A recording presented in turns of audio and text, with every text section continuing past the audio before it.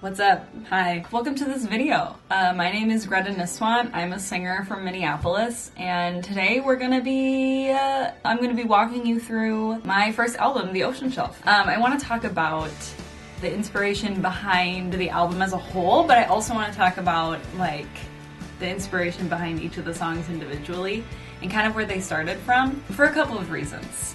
The first being I want to kind of document, or for posterity's sake, document how I'm writing songs, at each stage of my artist journey, I guess. And The Ocean Shelf was interesting because it was my first album, and they were the first 9 songs that I had written since I was 13. Yeah, so I didn't really have a set way to do it. I just kind of was flying by the seat of my pants, which was fun, but also was oh my god. So today, yeah, we're gonna just walk through the whole thing. Before I get individually into the songs, I guess I could start with The Ocean Shelf, obviously because it's the first track and the title track, but The Ocean Shelf, a lot of people don't know what it means because it, kind of almost isn't really a real thing. And it kind of sets the tone thematically for the whole album, and what it means to me. So The Ocean Shelf came from a book, actually, which I think I have. It's called A Ring of Endless Light by Madeline L'Engle. It's the third book in the Meet the Austins series, which is a great series. But yeah, this is a book that I've read probably 10 times in my life. I just love this series so much. It's been a while since I've read it, actually. But in the book, the main character, Vicky, she's a poet, and she finds this poem by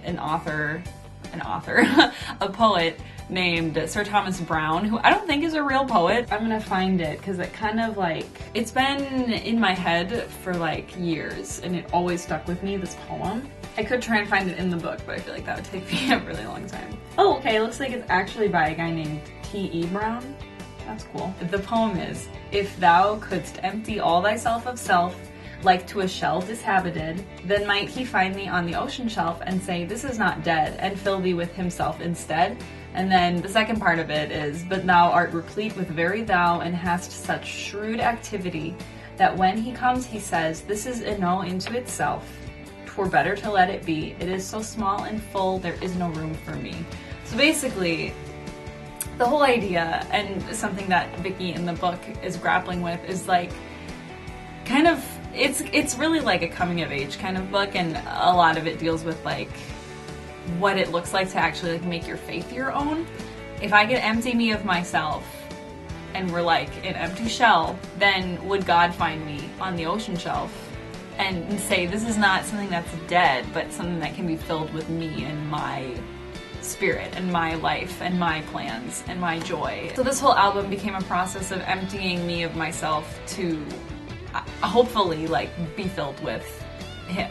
And not just from a faith perspective, but I don't want to be so full of my own experience and my own my own world that I can't pay attention, and that I'm not open-minded, and that I'm not seeing other people. I think I might have a tendency to kind of lean that way as I kind of float from things and then hone in on things. Sometimes I don't know, sometimes I get tunnel vision, and I just don't really want to be that way. And then The Ocean Shelf comes from that poem, because it's, "Find me on the ocean shelf." I thought the ocean shelf was like a shelf, a real shelf in your home that you put shells and put things that you comb from the beach, up on this shelf, and it's a display of all these things that you found, beach combing. There's another book called Beachcombers that I read a couple of times around the same time I was reading this, so I wonder if those two got crossed in my mind.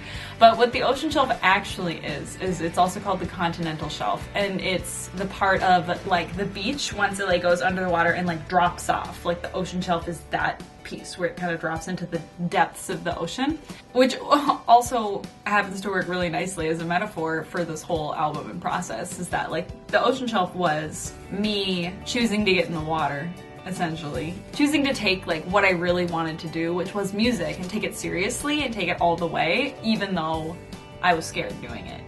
It's kind of about doing it scared. You can still play hurt, you can still play scared, and you can still play well.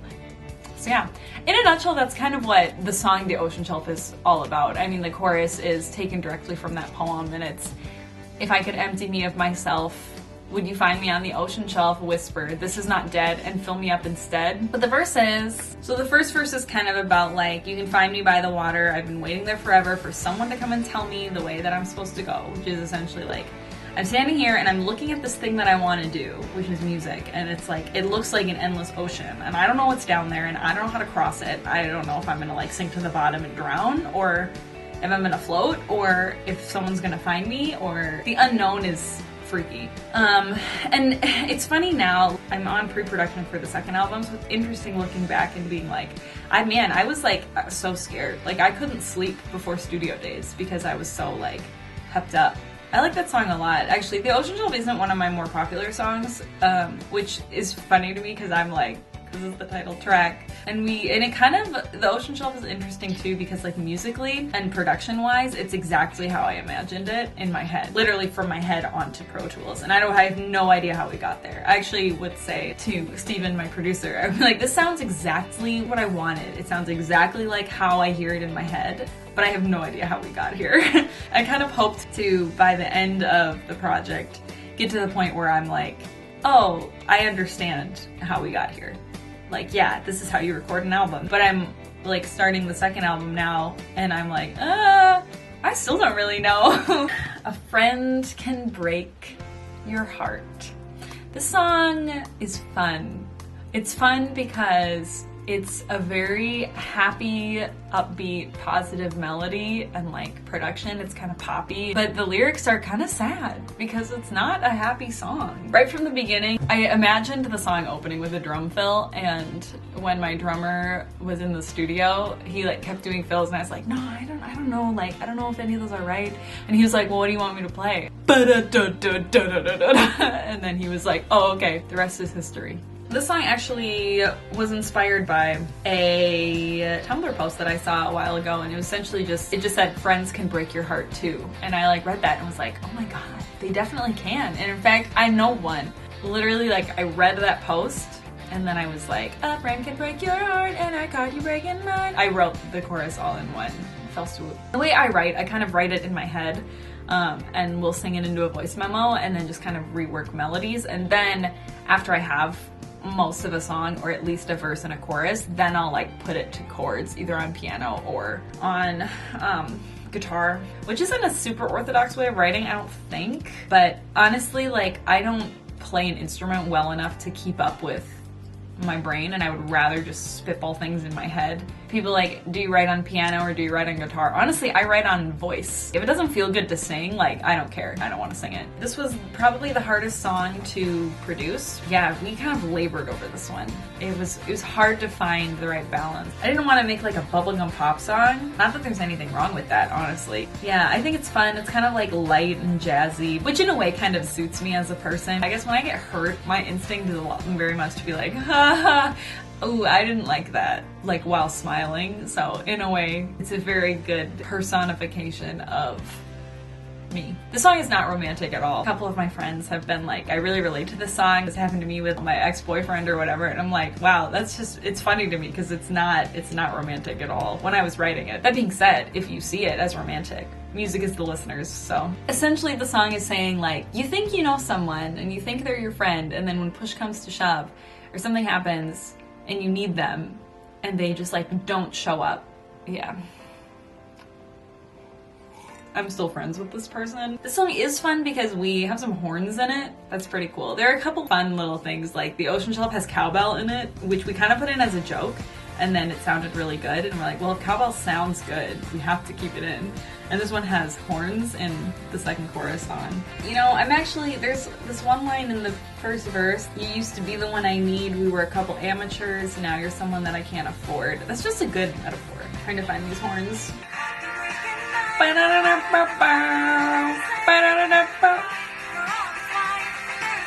Yeah, that bridge section is really cool too. I like how it's like, I just need time, and then kind of goes like, boom. My drummer did a really, really good job keeping the section rolling without having an actual groove underneath. And then of course it ends with a fade out. It was a conscious choice. and I love it.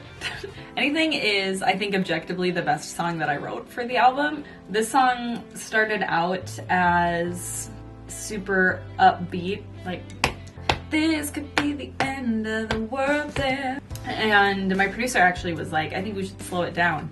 And I was like, that's not my vision, TM, but okay. But he was right. The song is about a boy who, we were friends, and there's a lot of chemistry. And in our circles, people were like, oh, you guys are dating. And we're not. But then enough people said it and were like, you guys are dating, right? And I am very much the kind of person who, at least back then, I think I'm a little better about it now. Like, I do not do well in like undefined relationships. Space where it's like, oh, I don't know, like, will they or won't they? Are they or aren't? I just don't do well with that. All of my closest friends growing up were boys. It's, at this point, like, it's kind of ingrained in me to have a very clear boundary with them. Because, like, if I want close male friendships, you can't just blur that line. But yeah, so I was like, this is a thing, right? I mean, everyone's saying it, like, I feel it, you feel it.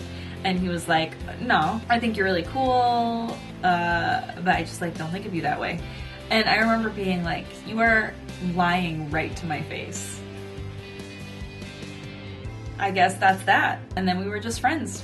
And then we had, you know, a little bit of a complicated aftermath of that. He was one of those people that, like, the way that our chemistry was and the way that our, like, synergy was and how our personalities were, like, complemented each other, it very much felt like if we dated, I feel like we could do anything. It was sad to lose that option. At my album release show, I remember I said, I wrote this song about a boy who did not deserve to have a song this good written about him. That was funny.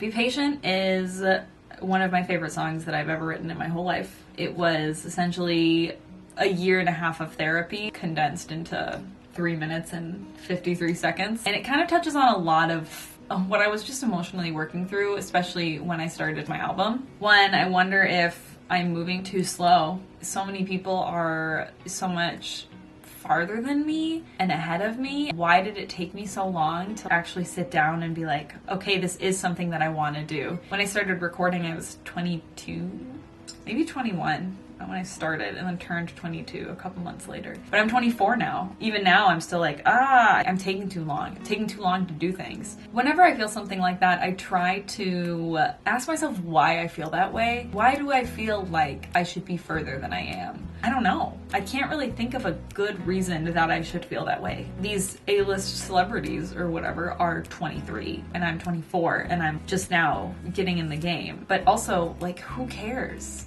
Does it even matter? Do I even care? And reminding myself it's not a race.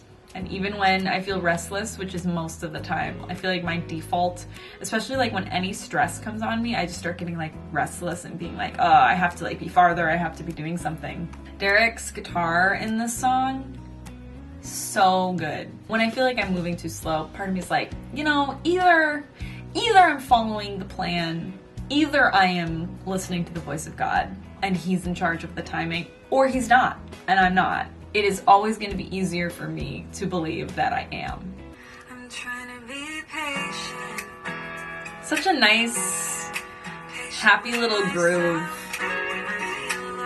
Boo-da-boo. Okay, Derek. Boo-da-boo-doo-doo.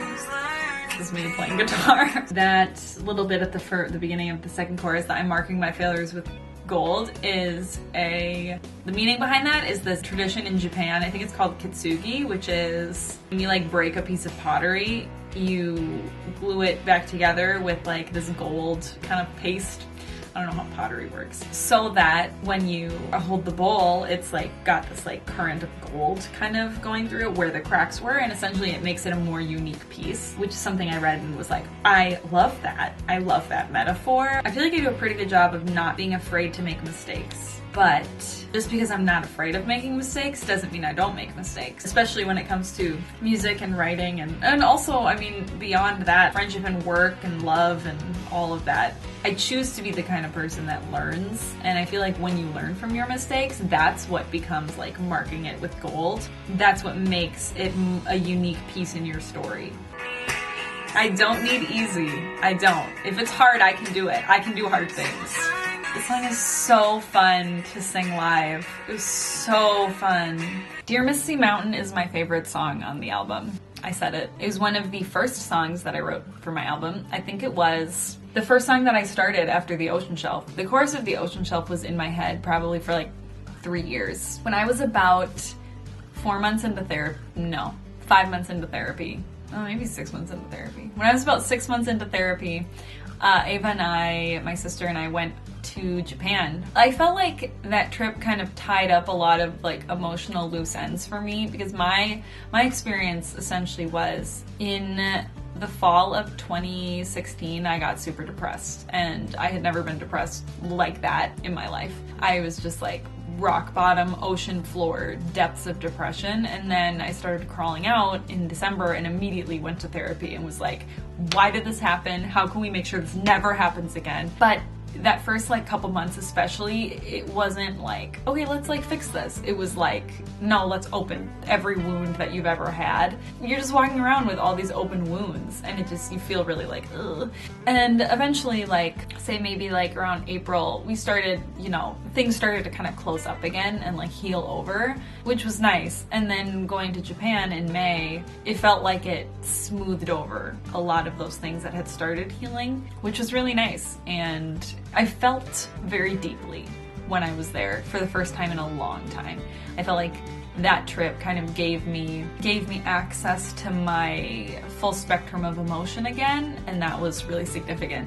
One of the most like vivid memories of that trip was we were on the bus and we were driving through the mountains, and someone in our tour group was like, oh my gosh, look out the window, there she is. And we're all like, what, who? And then we look and like there's Mt Fuji. One of the most beautiful things I've ever seen in my life. And I'm like listening to like a Studio Ghibli soundtrack in my headphones and like looking out the window at all these mountains, and then I see Mt Fuji and I'm just like, oh my gosh, life is so beautiful. When I saw it, the artistic response that I had was so significant, and I was like, oh my gosh, what do people write about this mountain? So I looked up like poetry about Mt Fuji, and I found this one. I'll try and find it and I'll link it in the description, but it's Fuji-sama, I'm bored, life's hard, let me run away. And I just kind of like put myself in this position of like, there's an undercurrent of restless in me, and having like a huge fixed point in your life is important. And like for me, it would be God. The number of times that I have in my prayers, I've just been like, God, this sucks. Either fix it or like let me run. I wrote literally the whole thing on the bus on my phone. Dear Misty Mountain, why do you hide away? Because Mount Fuji was kind of like covered in, it was like a misty kind of foggy day, and we could only see like the peak of it. And it wasn't like super close, but it was close enough that you're like, that's Mount Fuji. You guys see Mount Fuji right there? Yeah, and then life's boring and so tiring. I want to run away. Love is simple, so I hear, but it's so hard for me. Why is that? What's beyond you? Is there something better for me on the other side of, you know, on the other side of the track? Is there something better waiting? Can I go find it? Am I allowed? Or do I have to stay here where I know I will be unhappy? A song about looking forward and being like, I feel like there's something better for me out there, but I feel like I'm not allowed to go look for it. And you know, now that I say that, I wonder if that's kind of how I felt in my couple years after high school, as I like watched all my friends go to college and I didn't go to college, and I knew that it wasn't right for me. And I never regretted that decision, but it was hard to be like alone and like just working a job and being like, I don't know what I'm doing. There has to be something better for me. Like there has to be something that's actually what I'm supposed to be doing. Yeah, it's interesting to look back now, having a finished album and having good momentum in my second album. It's been like quite an emotional journey. I love this song. Really excellent guitar work in this song, both acoustic and like the electric textures that Derek did. This solo.